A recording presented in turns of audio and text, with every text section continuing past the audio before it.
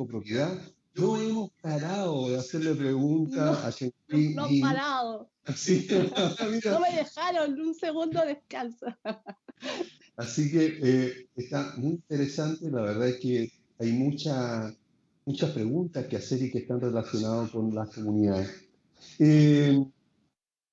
Nos damos cuenta que en las comunidades hay muchas clases de personas y muchos tipos de personalidades, y eso trae como consecuencia que en algún momento quienes podamos o puedan tener más conciencia de lo que está sucediendo en cuanto al comportamiento de las personas. Entonces habría que cada uno tratar de contener, ¿verdad?, al reconocer la actitud de la otra persona. ¿Hemos entendido bien? Han entendido perfecto. Es más, puedes seguir dando toda la explicación. No, me ha costado mucho. Perfecto. En el fondo una comunidad, un grupo, y probablemente a muchos les va a hacer más sentido si lo llevamos al ámbito laboral. ¿Está el jefe o está el líder? Y Sí. dentro de los jefes también está un jefe más autoritario o un jefe más diplomático, más democrático. Pero hoy día estamos orientados al líder. Y también estamos orientados a generar grupos colaborativos, en donde yo me muevo en función del bienestar del grupo por sobre el bienestar o mis deseos individuales. Y esto en una comunidad de edificios es vital. Es vital poder manejarlo. Cuando nos encontramos con personas que se mueven más hacia el polo de lo individual en una comunidad, claramente va a ser más difícil. Y ahí va a haber que trabajar más con ellos, tratar de darles más contención para que puedan moverse hacia lo grupal. Y eso va a ser en la medida que yo también sienta que si me muevo hacia lo grupal voy a estar bien, no voy a estar amenazada, no estoy en riesgo, no estoy en peligro, ¿sí? Cuando yo no tengo un grupo que me contiene, me polarizo más a lo individual porque en el fondo me doy cuenta que estoy solo, sola y me tengo que salvar. Entonces en el fondo empiezo a acercar, empiezo a todas las acciones las empiezo a mirar solamente para mí o para mi grupo y no considero el resto porque sé que si lo hago en el fondo estoy perdiendo energía. Entonces, dime. ¿Tú te has dado cuenta, porque me lo comentaste, tú vives en una comunidad, en un edificio, y que las asambleas de copropietarios por lo general, digamos, no son muy agradables, por lo general, porque hay diferentes tipos de personalidades dentro de ellas. Esas mismas personalidades, a veces con este tipo de trauma que estamos viviendo la humanidad, se han exacerbado, especialmente las más agresivas, las más conflictivas, las más poco interesadas en llegar a acuerdos de cualquier tipo, incluso las más interesadas en sabotear cualquier situación. ¿Cómo eso hoy día, que se ha exacerbado muchísimo en las comunidades, lo podría manejar un comité de administración o incluso el administrador?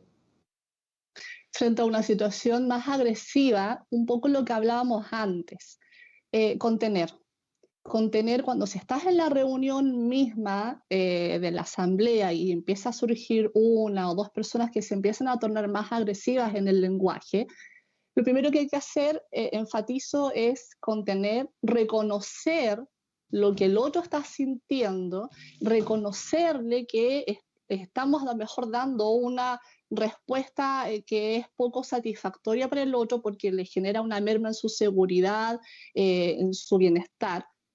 Reconocerlo para luego pedirle disculpas, porque entendamos que estamos en una reunión en donde la conversación ha dado pie para que el otro se moleste. Entonces, pedirle una disculpa por no haberlo comprendido, por no haber acogido, no escuchar, y no escuchamos absolutamente nada que dio pie que el otro se exalte, ¿sí? Y luego de eso, invitarlo con mucha honestidad a ver cómo podemos generar una solución para que todos estemos bien. Esto también implica una postura colaborativa de todo el grupo, una postura, un cambio de switch. Lo que estamos haciendo ahí es por el grupo y eso implica dejar cosas en segundo plano respecto de mis intereses personales.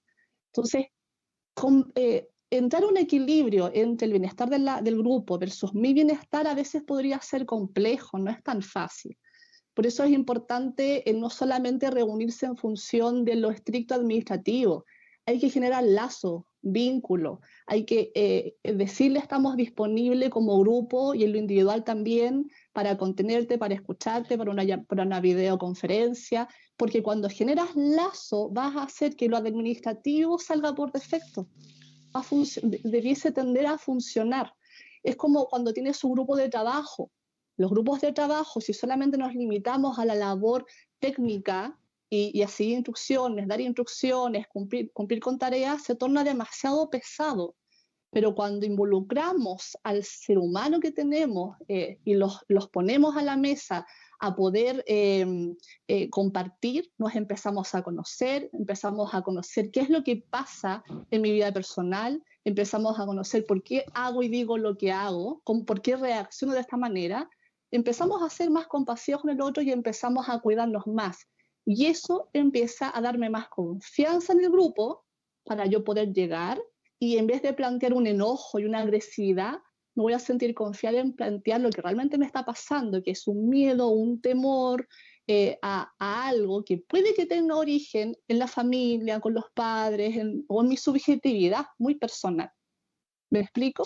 Sí, perfectamente. Y en resumen podríamos decir que primero tenemos que contener, o sea, cuando ya estamos en estos problemas en una asamblea o en una reunión con alguien, tendríamos que contener, pedir el perdón por quizás no haber entendido ese problema que esa persona tenía, agradecer, después invitarlo a ser partícipe de esto, serían como las 4 claves, Sí. algo así. Sí, claramente, claramente. Y déjame evidenciar un poco la conversación que teníamos cuando quedamos en off. Jamás decirle cálmate, relájate, o estás exagerando. Todas esas señas, a la larga lo que van a hacer es decirle al otro, sin necesariamente esa nuestra intención, pero a la larga lo que le estás diciendo es que lo que tú estás haciendo no sirve, te invisibilizo, te devalúo y te falta el respeto. Entonces eso es fatal. Mira qué interesante. Y probablemente la persona tampoco se va a estar dando cuenta mucho en términos cognitivos de aquello, pero en lo emocional te aseguro que sí. Y te aseguro que sí porque ha tenido una historia desde la infancia que ha venido diciendo que cuando me dicen este tipo de cosas, o incluso con el tono de voz, con el énfasis, a mí se me gatillan reacciones que me dicen, esta persona no me respeta, esta persona no me valora, me está invalidando, me quiere invisibilizar. Invisibilizar es la muerte de la identidad de la persona. Entonces, ese tipo de palabras, jamás. Sí. Incluso si si es demasiada la agresividad, tampoco, de pronto probablemente la persona esté en un error muy grande, pero entendamos que esta es subjetividad, es mi realidad. Mi realidad yo la vivo, no me la puedes negar. Claro. Porque tú, una vez que se calma, que él o ella se siente en un ambiente de contención, podemos entrar a mediar. Podemos entrar a mostrarle al mundo cómo realmente está haciendo, que es más calmo, que no es tan agresivo, y podemos hacer cosas para que él se sienta mejor. Ya. Viendo otra situación, Chen-Hui, en las noticias han estado señalando un aumento en las denuncias intrafamiliares, de violencia intrafamiliar. ¿Esto será también consecuencia del encierro? Mira, ahí quiero poner un ojo.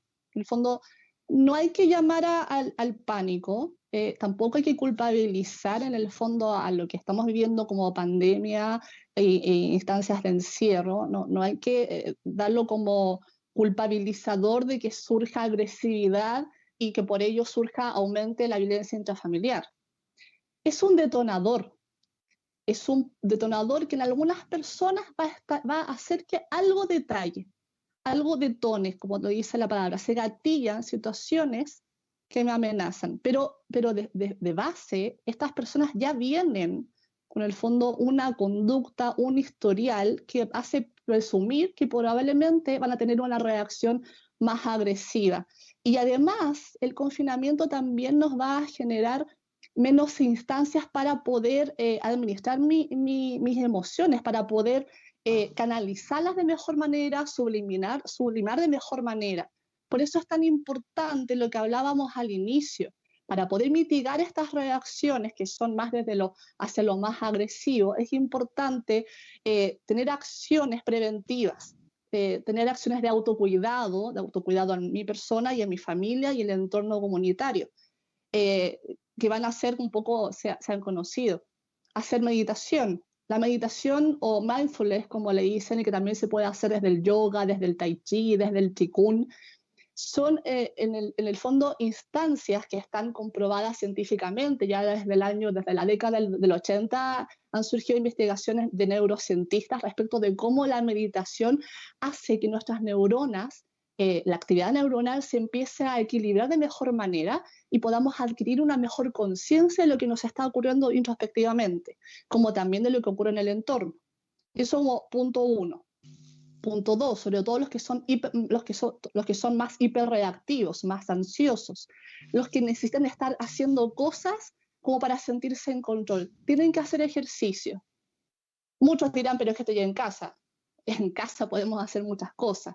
Si tienen que adaptarse, colocar videos de YouTube y hacer zumba si quieren, ponerse a bailar, pero tienen que hacer una actividad. Y además se lo pueden hacer en familia y va a ser más entretenido. Por redes sociales han salido un montón de desafíos, challenger, en términos físicos. La actividad física no solamente en términos del bienestar físico, también en términos del bienestar psicoemocional. Generar actividades recreativas como lo que me encanta mencionarte, Carmen Gloria, respecto de los videos TikTok. Esos son geniales. Generar instancias de cocina. Hagamos un cake en familia, hagamos panqueques, rellenos con manjar, no sé. Pero hay que generar instancias en que yo pueda descargar esta energía que tengo acumulada, que puede ser muy agresiva, la tengo que transformar en algo positivo en el hacer. Tengo que descargar de alguna manera esa energía. Y eso puede hacer, la cantidad de opciones que tenemos en la casa son infinitas. Lo que pasa es que hay que cambiar el switch, entender que estamos en otra posibilidad y con eso ver opciones de cómo puedo solucionar. Aquí es donde hay que ponernos creativos. Entonces, por lo que tú estás diciendo, podríamos entender que esta violencia o esta agresividad que pudiera manifestarse en el encierro, ¿verdad?, es como consecuencia de algo que venía antes, no exclusivamente a causa de estar encerrado. O sea, no porque estoy encerrado me cambió la personalidad y hoy día soy agresivo, antes no lo era. Exacto. No te va a cambiar la personalidad por esto. En el fondo lo que va a hacer que detone cosas, que va a hacer que yo reaccione de manera, una respuesta extremadamente poco adaptativa a la amenaza real, al estímulo real. Y claro, va a hacer que yo reaccione de una manera más agresiva. Probablemente podría pasar incluso en personas que normalmente vemos muy tranquilas, pero en una situación así, uno dirá, pero de la nada reacciona agresivamente. Es que no están de la nada. Tiene que haber una historia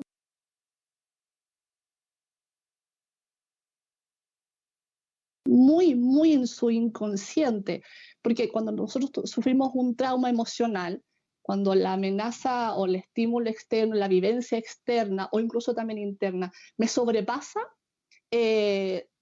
mis neuronas, como poder graficarles un dibujo de las neuronas, se forman redes que empiezan a conectarse mediante la energía eléctrica de la sinapsis y se empiezan a como retraer. Entonces esto hace que no me pueda conectar con la red emocional neuronal que es más adaptativa, que es más en positivo. Cuando se retrae, mi percepción de lo que ocurrió es fragmentada.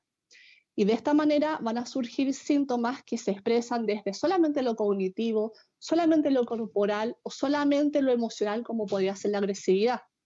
Y como es fragmentada, además, sale solamente desde lo emocional sin un aparente fundamento racional, un fundamento de qué me pasó, como yo decir, es que cuando chica sufrí X situación, entonces en el fondo por esto reacciono así.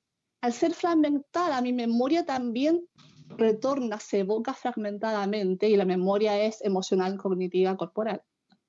Yo tengo una duda, porque estamos hablando en el fondo del comportamiento agresivo, pero también, por lo menos yo me he dado cuenta que hay otro comportamiento que es excesivamente positivo.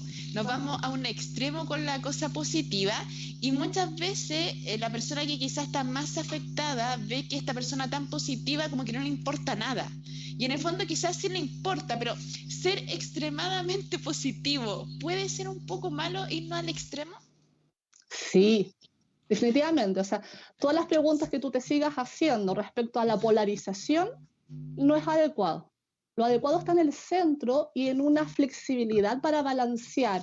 En un momento, adaptativamente, según lo que esté ocurriendo, yo me voy a polarizar un poquito para un lado y polarizar un poco para el otro, pero voy a retornar a mi punto medio. Siempre la flexibilidad y adaptación me va a hacer que yo me mueva desde un punto medio con un diámetro, ¿ok? Para yo movilizarme. Es como los edificios acá en Chile son el mejor ejemplo de cómo reaccionar a un terremoto.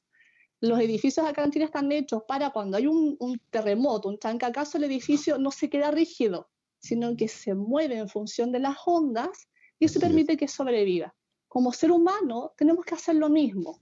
Tenemos un punto de vista, somos de X manera, nos defendemos normalmente de X forma, pero cuando las condiciones ambientales, el medio ecológico en el que yo estoy cambia, yo tengo que tener una estrategia defensiva astuta.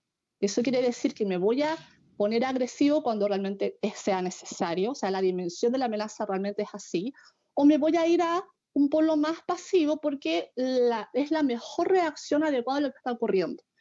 Cuando las personas se hiperpolarizan en lo positivo, también con eso hay una actitud muy negacionista de lo que está ocurriendo.